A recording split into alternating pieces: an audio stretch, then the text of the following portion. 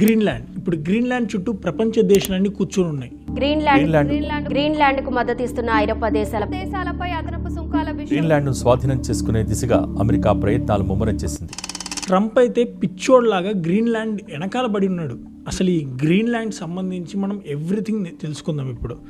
అయితే గ్రీన్లాండ్ సంబంధించి అంటే ఆ దేశం ఎట్లాంటిది, అసలు ఆ దేశానికి డెన్మార్క్ అంటే ఏం సంబంధం, ఎందుకు యూరోపియన్ యూనియన్ దాని వెనకాల పడుతుంది, అసలు గ్రీన్లాండ్లో అసలు ఏముంది, వీటన్నిటి గురించి మనం డీటెయిల్గా తెలుసుకుందాం. Coming to first point, Greenland అనేది కేవలం ఐస్ అనుకుంటే పొరపాటు. ఎస్, గ్రీన్లాండ్లో ఎక్స్ట్రీమ్ కోల్డ్ ఉంటుంది నిజమే, కానీ గ్రీన్లాండ్లో రేర్ ఎర్త్ మెటల్స్ ఉన్నాయి. ఈ రేర్ ఎర్త్ మెటల్స్ అనేవి మన ఎలక్ట్రిక్ వెహికల్స్కి, చిప్స్కి మనం యూజ్ చేస్తామే ప్రతిదీ, అంటే ఈ బ్యాటరీలు వీటికి ప్రతి దాంట్లో ఈ రేర్ ఎర్త్ మెటల్ యూజ్ చేస్తారు. ఈ రేర్ ఎర్త్ మెటల్కి సంబంధించిన ఖనిజాలు గ్రీన్లాండ్లో ఉన్నాయి. ఒకటి. రెండు, యుఎస్కి గ్రీన్లాండ్ అవసరం మిలిటరీ పరంగా. ఇప్పుడు మనం నిజంగా అసలు గ్రీన్లాండ్ ఎలా ఉంటుంది అనే దాని గురించి మాట్లాడుకుందాం. నార్మల్గా గ్రీన్లాండ్ అనేది చాలా ఎక్స్ట్రీమ్ కోల్డ్ ఉంటుంది. ఎంత ఎక్స్ట్రీమ్ అంటే ఒకానొక సందర్భంలో -69 degrees సెల్సియస్ని రికార్డ్ చేసింది 1991లో. అంత చలిగా ఉంటుంది. అయితే మీరు గ్రీన్లాండ్ చూసుకున్నట్లయితే చాలా పెద్ద దేశం, ప్రపంచంలోనే అతిపెద్ద ఐలాండ్ ఇది. అయితే ఈ గ్రీన్లాండ్లో జనాలు నివసించేది కింద ఒక సిటీలో నివసిస్తారు. ఆ సిటీ పేరే న్యూయార్క్. ఆ న్యూయార్కే క్యాపిటల్ కూడా గ్రీన్లాండ్కి. ఇక్కడ దాదాపుగా 56,000 మంది మాత్రమే నివసిస్తారు.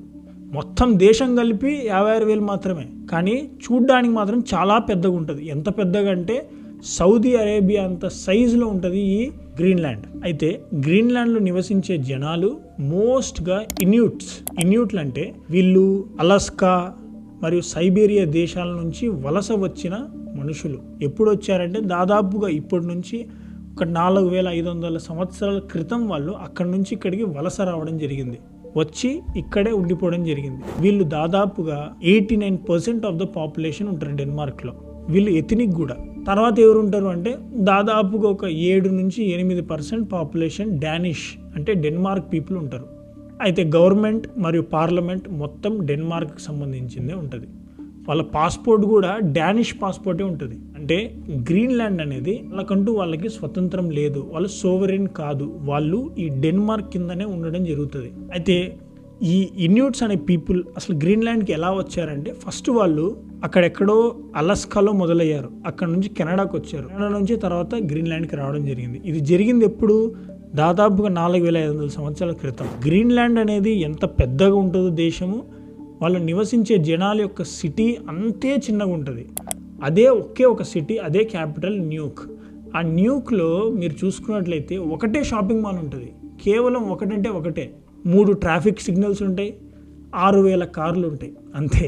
ఇందాక మనం జనాభా మాట్లాడుకున్నాం, 56,000 మంది ఉంటారు. మన దగ్గర ఒక హైదరాబాద్ తీసుకుంటే ఏదో ఒక ఊరు, ఉప్పలో, గచ్చిబౌలియో, మలక్పేట, ఏదో ఒక్క ఊరు తీసుకుంటే ఉంటారు 50,000 కన్నా ఎక్కువ మంది. ఎందుకంటే హైదరాబాద్ పాపులేషన్ ఎక్కడో 1 కోటి కదా. సరే, ఇప్పుడు ఈ గ్రీన్లాండ్ గురించి మాట్లాడుకుంటే చాలా తక్కువ పాపులేషన్. అంత తక్కువ ఉండడానికి గల కారణం ఏంటంటే ఎక్స్ట్రీమ్ కోల్డ్.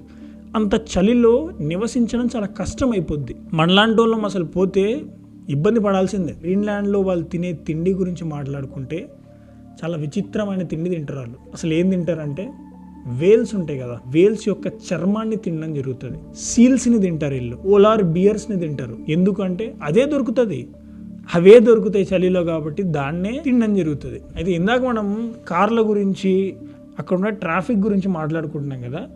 మీరు ఆ దేశం నుంచి అంటే ఆ సిటీ నుంచి ఇంకో సిటీకి పోలేరు, ఎందుకంటే ఉండేది ఒకటే సిటీ కాబట్టి. అందుచేతనే ఎలాంటి కనెక్టింగ్ రోడ్స్ కూడా ఉండవు. మరి బిల్డింగ్స్ ఎలా ఉంటాయి అంటే ఎప్పుడు స్నో పడుతుంటుంది కాబట్టి బిల్డింగ్స్ అన్ని స్నోలో సబ్మెర్జ్ అయిపోయి ఉంటాయి కాబట్టి రికగ్నైజ్ చేయడం చాలా కష్టమవుతుంది. కాబట్టి వాళ్ళు బిల్డింగ్ కలర్స్ని బట్టి ఇది దేనికి దానికి అనేది పెట్టుకోవడం జరిగింది. For example, yellow colour building ఉందనుకోండి, అది హాస్పిటల్ అని లెక్క. అదే రెడ్ కలర్ ఉంటే అది స్కూల్ అని లెక్క. ఇలా వాళ్ళు డిఫరెన్షియేట్ చేసుకోవడం జరిగింది. ఇప్పుడు కొంచెం గ్రీన్లాండ్ యొక్క హిస్టరీ గురించి మాట్లాడుకుంటే 1953 టైంలో ఈ గ్రీన్లాండ్ అనేది నార్వే, డెన్మార్క్ మరియు స్వీడన్ ఈ 3 దేశాల కలయికగా ఒక కింగ్డమ్ లా ఉండేది.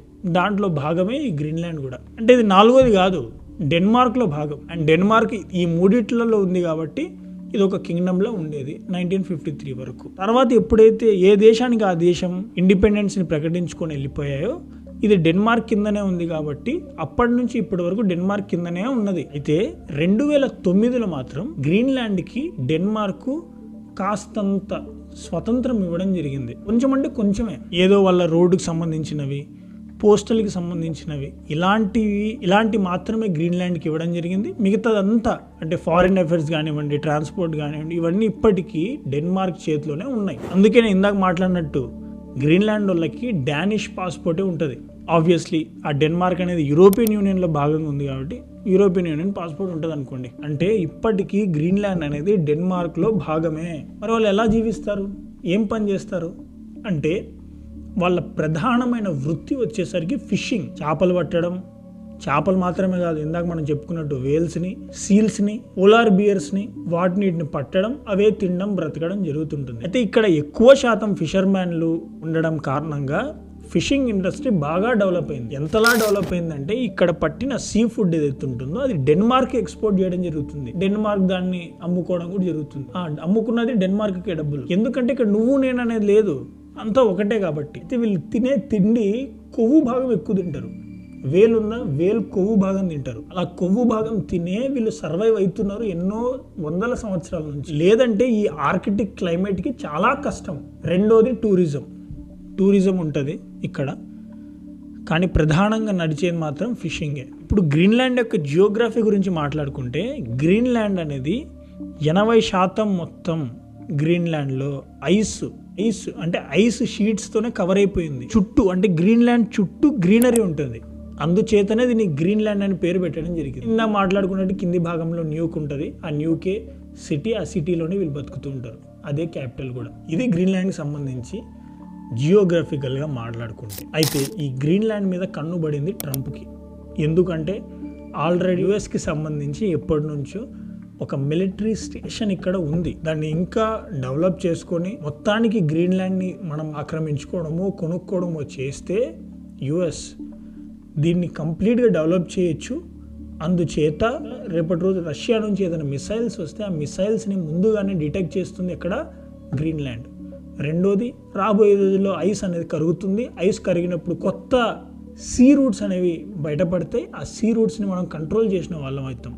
3, ఇక్కడ రేర్ ఎర్త్ మెటల్స్ ఉన్నాయి కాబట్టి ఆ రేర్ ఎర్త్ మెటల్స్ మీద కబ్జా చేయడం ద్వారా ఫ్యూచర్ ఓరియంటెడ్ ఇండస్ట్రీస్ అయిన chip making, electric vehicles, semi conductor వీటి మీద మన కబ్జా ఉంటుంది.